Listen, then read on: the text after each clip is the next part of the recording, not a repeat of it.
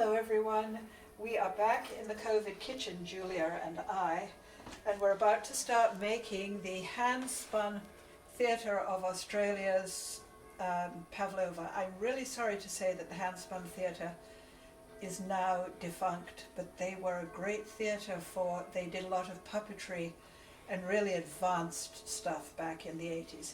So having read several meringue recipes by now, I am doing things a little differently. I'm starting by putting a pinch or a couple of drops of lemon juice in the bottom of my bowl, which you might notice is a big copper bowl, and a couple of pinches of salt.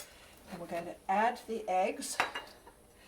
I've had this mixer since the early 80s when I was catering, and it is fantastic. It's been worth every penny. Now we'll start it, so we probably will stop so that you don't have to listen to it. We've literally spent probably less than a minute beating, and I've already got a good thickness. This is the point where I'm going to start adding the sugar, and again, because of the noise, I don't think Julia will actually be taping it, but she might take a picture of me starting to pour it in. You pour it in slowly, and so that it can incorporate with the egg whites. Okay, back up with the mixer, on with the engine. If you just want to do like a few seconds, yep, okay. Which side should I pour it on? Is this side the good side? Other side. Okay.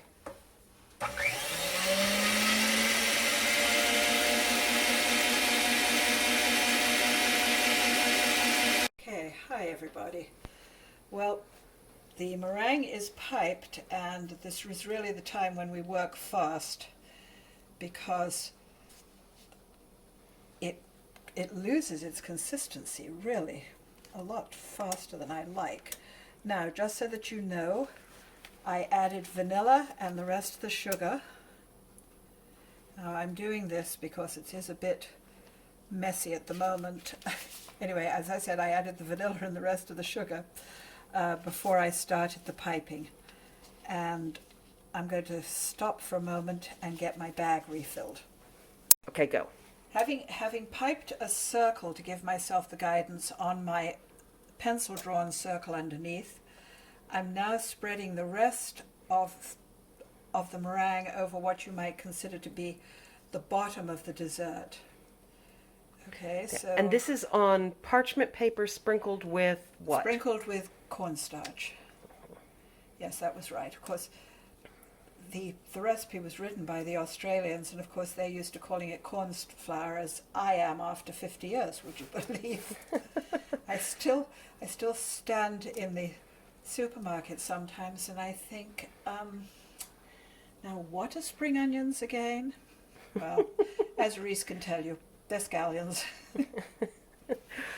Just bending over the top of the bag, and I'm going to try and put a decorative edge around.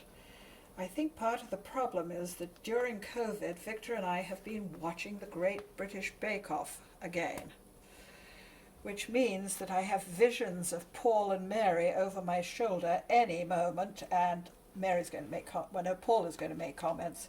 I don't think I'm going to get a handshake, but the point really is, this is not a difficult dessert to make, and if you don't have a piping bag, you don't need one. You can actually just slap the meringue onto your paper and, quite honestly, push it out to the sides and make yourself a wall. So this is a little bit like Game of Thrones. I'm making a nice, big, freezing wall. I wish it was.